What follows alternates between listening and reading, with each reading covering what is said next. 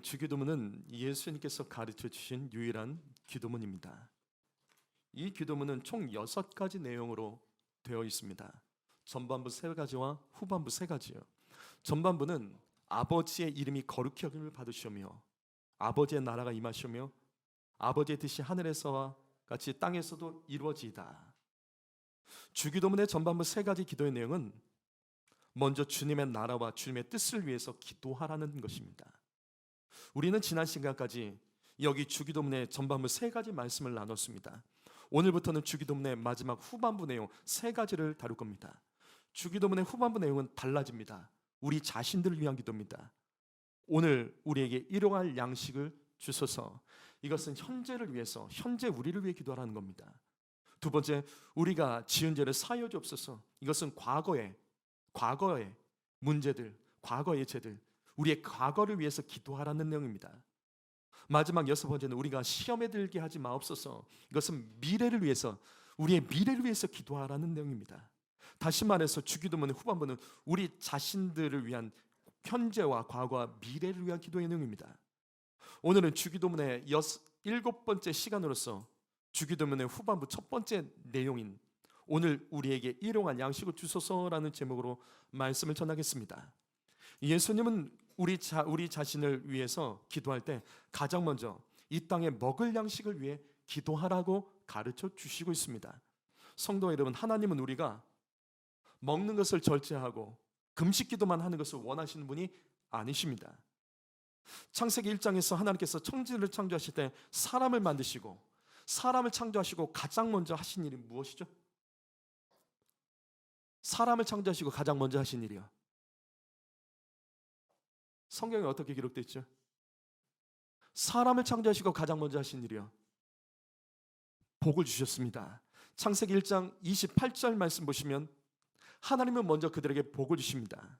그리고 생육하거나 번성하라, 정복하라, 다스리라. 주님이 이렇게 말씀하셨습니다.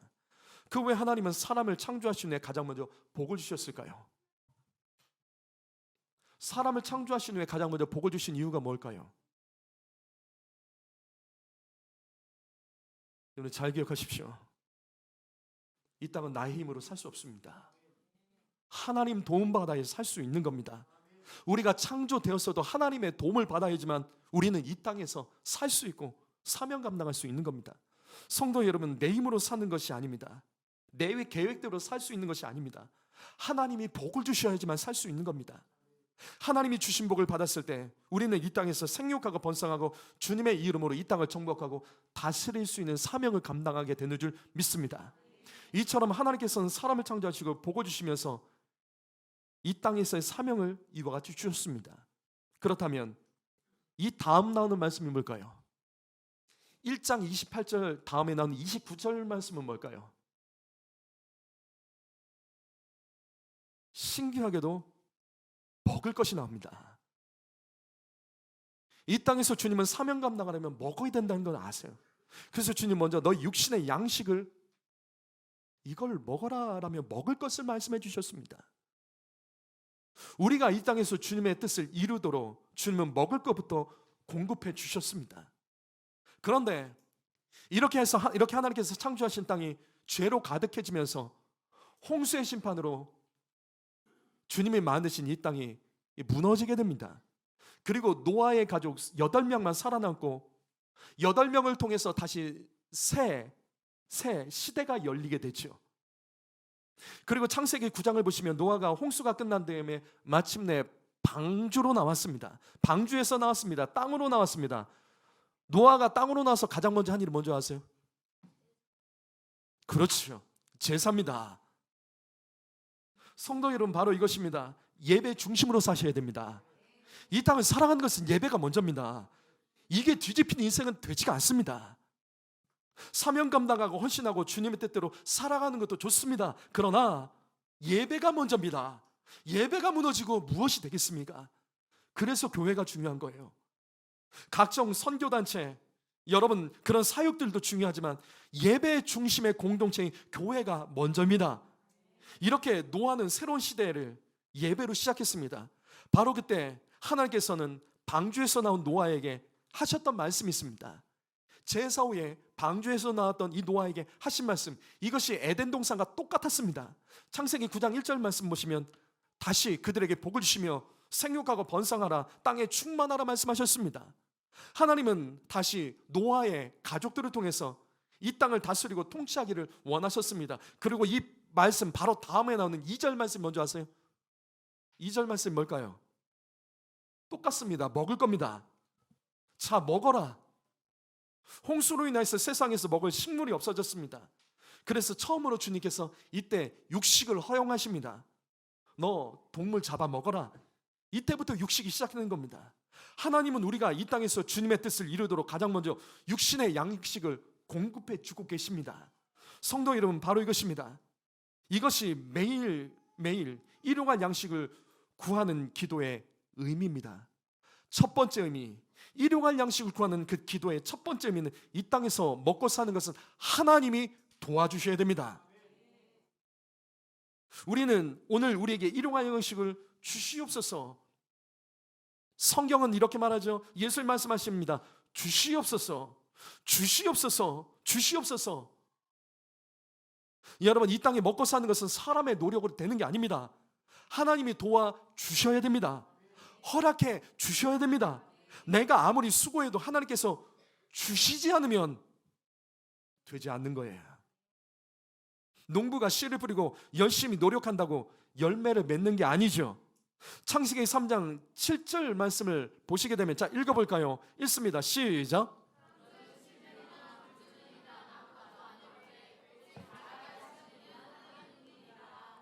심고 물 주는 것은 아무것도 아니에요. 그것은 우리가 해야 될 일이지만 자라게 하는 것을 누가 하냐는 거예요. 자라게 하는 것은 하나님이 하십니다. 열매 맺게 하는 것은 하나님이 하십니다. 성도 여러분, 성실하십시오. 그렇다고 열매가 맺혀지고 자라는 것은 아니에요. 그것은 하나님이 하시는 겁니다. 자라나고 되어지게 하는 것은 하나님의 일이에요. 씨를 뿌리고 부지런히 가꾸고 돌보는 것은 우리가 할 일이 맞습니다. 그러나 뿌리를 내리고 열매를 맺게 하는 것은 하나님이십니다. 우리가 심고 가꿔도 주님이 햇빛을 주지 않으면 어떻게 될까요? 때에 따라 비와 바람을 주지 않으면 어떻게 될까요? 주님이 우박과 해충을 막아주지 않는다면, 유행병을 막아주시지 않는다면 어떻게 될까요? 하나님께서는 이 중에 단 하나라도 도와주시지 않으면 농부의 수고, 심고 물을 주는 이 수고는 헛된 것이 되는 겁니다. 사랑하는 성도 여러분, 이 땅에서 먹고 사는 것이 내가 노력해서 된다고 생각하십니까? 아니에요. 노력해도 안 됩니다. 노력해도 안 될 수 있습니다. 이 땅에서 먹고 사는 것은 하나님이 도와주셔야 됩니다. 하나님께서 하늘의 문을 닫아버리시면 그 사람의 어떤 노력도 소용이 없게 됩니다. 마태복음 6장 26절 말씀을 보시게 되면, 공중의 새를 보시면 심지도 않고 거두지 않습니다. 그러나 아버지께서 기르신다고요. 바로 이겁니다. 하나님께서는 심지 않은 것도 거두게 하실 수 있습니다. 반대로 심은 것도 거두지 못하게 하실 수도 있습니다. 먹고 살기 위해서 열심히 일하시는 성도 여러분, 하셔야 됩니다. 그러나 하나님 놓치시면 큰일 납니다. 먹고 살기 위해서 열심히 일하는데 예배법은 빼먹는다고요? 맡겨진 사명과 직분을 감당하지 않는다고요? 아무리 몸부림쳐보십시오. 하나님의 축복은 합법적입니다. 그렇게 하면 하나님의 복을 받을 수 없습니다. 내 힘으로 살아갈 수 있다고 생각하십니까? 하나님이 막으시면 안 된다고요. 성실히 살아간다고 해결되는 게 아닙니다. 결국 하나님이 도와주셔야 됩니다. 성도 여러분, 분명히 기억하십시오. 땅은 하늘에 속해 있습니다. 우리가 이 땅에서 아무리 노력하고 수고해도 하나님이 하늘의 문을 열어주지 않는다면 우리는 이 땅에서 수고하는 것이 헛수고가 되는 거예요. 이거 놓치지 마세요. 하나님을 붙잡으십시오. 하늘을 의지하십시오. 그 증거가 우리나라입니다. 이게 우리나라예요. 풍부한 지하 자원도 없고 좁은 땅덩어리에 6.25 전쟁으로 패망한 나라, 희망도 없는 나라, 고아들을 수출해서 먹고 살았던 나라입니다. 먹고 살 것이 없어서 세계에서 가장 많은 고아들을 수출한 나라가 우리나라입니다. 이런 나라요. 근데 어떻게 이런 나라가 현재 이런 모습이 됐을까요? 이게 다른 나라가 아닌 우리나라예요. 어떻게 이렇게 잘 살게 됐을까요? 대한민국을 부정하는 좌파들은 이렇게 말합니다. 노동자들의 희생으로 대한민국이 잘 살게 됐다고요. 노동자들이 희생해서 대기업이 착취하고 열악한 노동 환경 속에서도 노동자들이 희생해서 우리나라가 잘 살게 됐다고요.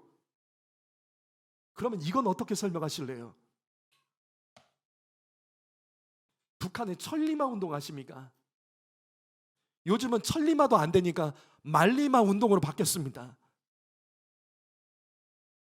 북한의 새벽별 보기 운동을 아십니까? 천삽 뜨고 허리 한 번 펴기 운동 아십니까? 북한이 저렇게 열심히 살아요. 현재도 진행되는 운동입니다. 북한에서는 대기업의 착취도 없습니다. 노동자들이 저렇게 열심히 일한다고요. 근데 왜 우리나라보다 못 살까요? 노동자들이 저렇게 열심히 일합니다. 그런데 왜 그 땅은 아직도 굶어 죽을까요? 지금 이 포스터처럼 북한의 노동의 핵심이 뭔지 아세요? 북한의 노동의 핵심은요, 속도입니다. 천리마 운동, 말리마 운동, 새벽별, 천삽대기 운동, 이게 뭐냐면 속도입니다. 많이 일하자예요. 빨리 많은 일하자. 작은 시간에, 정해진 시간에 더 많이 빨리 일하자. 그래서 안 되는 겁니다. 그래서 안 되는 겁니다. 왜냐하면 속도가 중요한 게 아니죠. 뭐가 중요하죠? 방향이 중요한 겁니다. 방향이 잘못됐기 때문에 이 나라가 망하는 거예요. 열심히 일 안 해서 잘못 사는 것이 아닙니다. 방향이 중요합니다. 대한민국은 방향을 설정했고 북한은 속도를 설정했던 겁니다. 그러면 대한민국은 어떻게 잘 살게 됐을까? 새마을 운동에서 그 노래에서 답을 찾을 수가 있죠. 새벽정이 울렸네. 대한민국의 마을마다 새벽정이 어디 있어요? 어디 있죠? 동사무소에 있나요? 마을회관에 있습니까? 아닙니다. 교회에 새벽정이 있는 겁니다. 무슨 말이냐면 이 나라가 잘 살게 된 것은 새벽마다 성도들이 깨어 일어나 기도하며 그 다음에 종을 울리며 기도하고 예배하며 새벽마다 온 마을이 온 힘을 다해서 성실하게 일했기 때문입니다. 열심히 속도만 낸 것이 아니라 그 방향이 하나님과 함께 있기 때문에 대한민국이 잘 살게 된 거예요. 그래서 대한민국은 전 세계에 없는 새벽 기도회가 있는 겁니다. 새벽 기도회가 전 세계에 없어요. 우리나라에 있는 겁니다. 우리나라가 수출한 겁니다. 새벽 기도가 있는 나라예요. 주여 삼창으로 간절히 부르짖으며 11조 신앙으로 교회부터 세웠습니다. 한국교회는요 11조로 교회가 세워진 겁니다.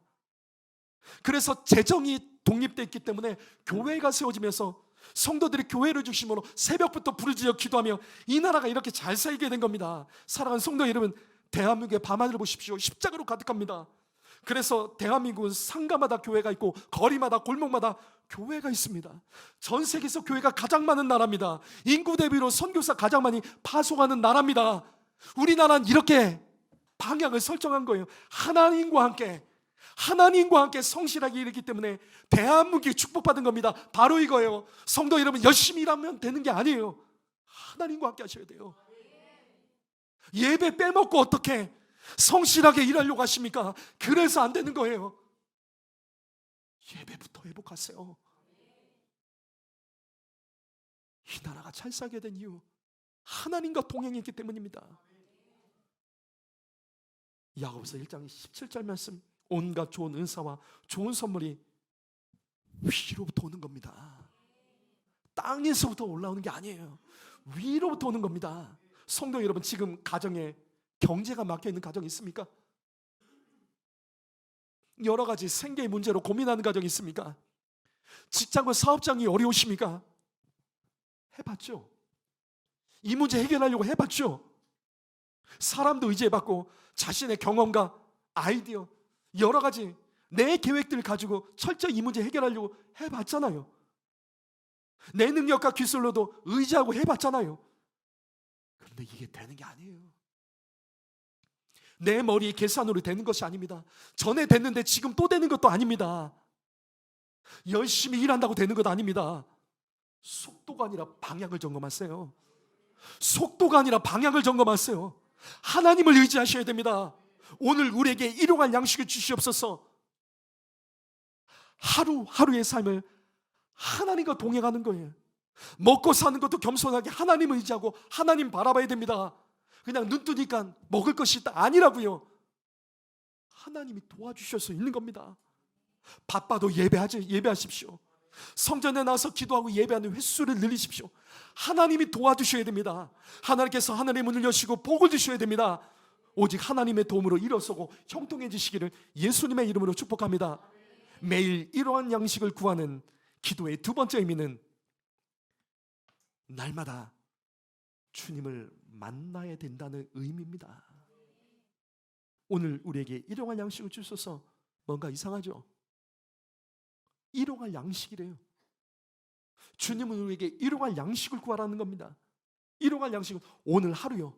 오늘 하루 사용할 수 있는, 먹을 수 있는 양식을 주옵소서. 너희 그렇게 기도하라는 겁니다. 일주일치가 아니에요. 한 달치도 아니에요. 1년치도 아니에요. 너희 하루 먹을 것을 구하라는 겁니다. 오늘 필요한 하루의 양식을 구하며 기도하라고 가르치셨습니다. 이것은 매일매일 오늘처럼 기도하면서 하나님 만나라는 뜻입니다. 먹고 살 거 구하라는 것이 아니라 너 매일매일 하루도 빼지 말고 하나님 도움받지 않으면 너 살 수 없다. 그 믿음으로 이 땅을 살아가라는 말씀입니다. 결국 날마다 하나님을 만나면 살 수 있습니다. 우리가 매일매일 음식을 먹어야 살 수 있듯이 성도 여러분, 우리는 매일매일 하나님을 하루도 빼놓지 않고 만나야지 우리는 그 인생을 살 수 있는 겁니다. 오늘 우리에게 일용할 양식을 주시옵소서. 이것은 먹기 위해 기도하는 것이 아닙니다. 매일매일 기도로서 하나님을 만나라는 뜻입니다. 매일매일 주님 만나며 살아가라는 뜻입니다. 오늘 우리에게 일용할 양식을 주시옵소서. 이것은 출애굽기 16장 16절에 만나의 정신과 동일합니다. 여러분, 이스라엘 백성이 출애굽에서 광야에서 40년을 살아갑니다. 40년 동안 그들이 어떻게 살죠? 뭘 먹고 살죠? 뭘 먹고 살아요?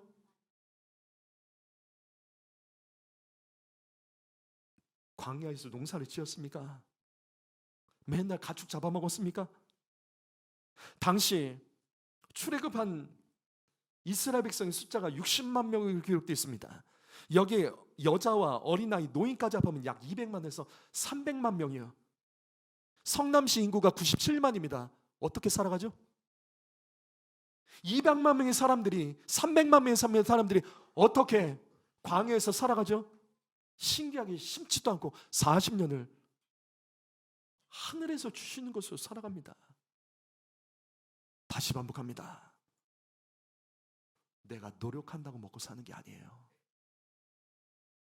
하나님이 도와주셔야지 먹고 살 수 있습니다. 출애굽한 이스라엘 백성들은 광야에서 이 같은 만나 정신을 훈련한 겁니다. 만나는 한 번에 많은 것을 거둘 수도 없어요. 만나 유통기한이 하루입니다. 그래서 매일매일 새벽마다 일어나서 만나를 거둬야 됩니다. 많이 거뒀다가 다음날 먹을 수가 없다고요. 먹고 살려면 매일마다 일어나서, 새벽마다 일어나서 하나님의 은혜를 바라봐야 됩니다. 매일마다 일어나서 하늘을 바라보며 하나님을 만나야지만 살 수 있는 것을 40년간 훈련한 겁니다. 오늘 우리에게 일용할 양식을 주옵소서. 이것은 우리들이 이 세상을 살아갈 때 만나의 정신으로 살아가라는 명령입니다. 세상이 아무리 광야 같고 IMF보다 더 힘든 상황으로 살기가 어렵고 우크라이나의 전쟁으로 이 땅이 황폐해지고 물가가 오르고 살기가 힘들어져도 성도 여러분, 하나님이 먹여 살려주실 수 있습니다. 하나님이 하실 수 있습니다. 하나님 만나셔야 됩니다. 이것을 믿는다면 매일매일 주님의 이름을 부르며 매일매일 주님을 만나야 됩니다. 만약 주님을 만나지 못한다면 배고픈 하루, 견디기 힘든 하루, 고단한 하루가 될 수 있습니다. 사랑하는 성도 여러분, 말씀의 정신을 깨달으십시오.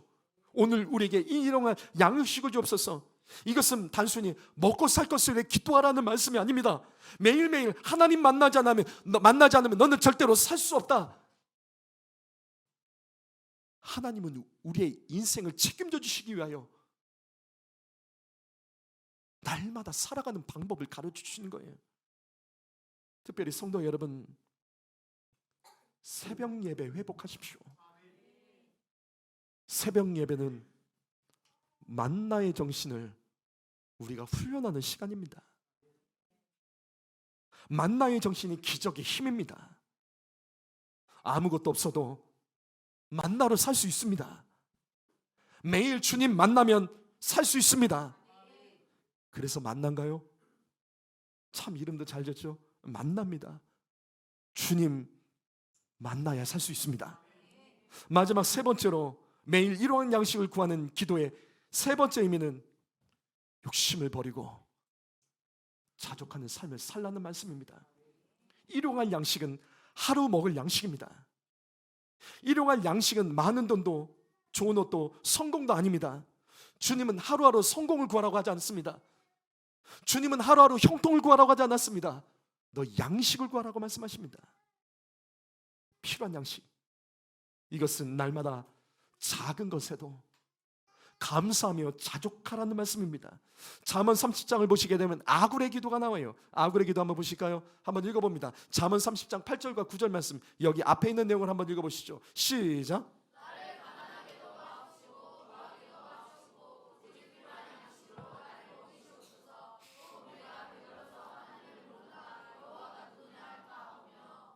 아굴의 기도를 보십시오. 필요한 양식만으로도 충분합니다. 나를 가난하게도 마옵시고, 맞습니다. 가난하면 힘들고 불편합니다. 하지만 살 수는 있어요. 가난하다고 못 사는 건 아니에요. 그런데 이 말씀 보시면 부하게도 마옵소서. 혹시 배불러 교만해져서 하나님을 모른다고 주님과 멀어질까 봐, 여호와가 누구냐 할 수 있기 때문에. 맞습니다. 가난하고 어렵고 힘들 때 많은 사람들이 눈물로 기도하며 하나님 이번 한 번만 도와주십시오. 그럼 11조 하겠습니다. 교회 세우겠습니다. 헌신하고 봉사하겠습니다. 더 예배드리겠습니다. 이렇게 말하더라고요. 그런데 정작 하나님이 복을 주셨더니 바빠서 예배 못 드리겠습니다. 다음에 하겠습니다. 이번 일만 끝나면 하겠습니다. 다음에 하겠습니다. 이렇게 많은 사람이 왜 이렇게 많죠? 바빠서 시간이 없어서 기도할 시간이 없습니다.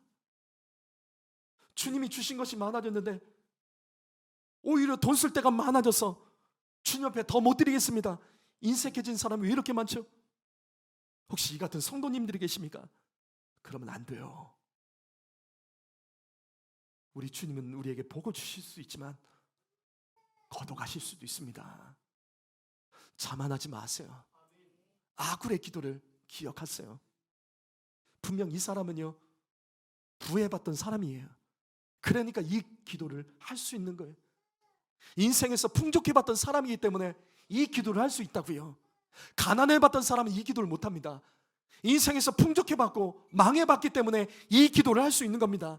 인생에서 잘 나갈 때 겸손하지 못해서 하나님의 심판을 받아봤기 때문에 이 기도를 할 수 있는 거예요. 사랑하는 성도 여러분, 경험하고 하지 마세요. 말씀 듣고 하세요. 말씀으로 경험하세요. 오늘 우리에게 일용할 양식 주옵소서. 이것은, 이 기도의 진정한 의미는 매일매일 하나님과 임마누엘을 확인하라는 말씀입니다. 여러분, 이것이 진정한 축복입니다. 화려하지 않아도, 어떤 특별한 일이 이루어지지 않아도 하루하루 주님과 동행하며 사는 것만으로도 만족할 줄 아셔야 돼요. 오늘 하루 하나님 주신 양식도 감사하며 주님 한 분만으로 자족할 수 있는 인생에게 하나님이 무엇을 못 주시겠습니까? 사랑하는 성도 여러분, 여러분은 주님보다 더 원하는 일 있으세요? 주님보다 더 원하는 거예요. 주의 말씀보다, 주의 은혜보다 더 원하는 것이 있습니까? 여러분, 무엇이 이루어지길 원하십니까? 어떤 문제가 해결되길 원하십니까?